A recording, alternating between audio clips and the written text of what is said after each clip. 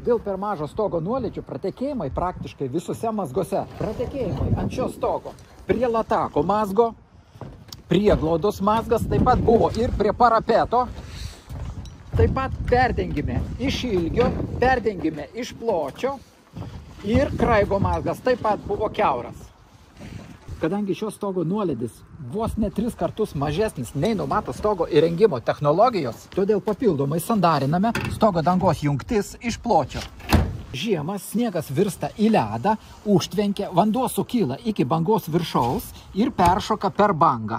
Taip pat yra apsauginis griovelis dėl perteklinių kritulių. Bet esant tokiam mažam nuolydžiai nuo dažnų šilimų ir atšalimų, jis taip pat užsitvenkia ir vanduo pakliūna tada antifuzinės plėvelės ir toliau skverbėsi į stogo paketą. Todėl mes montuojame skardos lankstinį, kuris apsaugo šią vietą nuo sniego. Jei vanduo peršoktų per bangą iš tos pusės arba iš tos pusės, jis turės laisvą nubėgimą į lataką.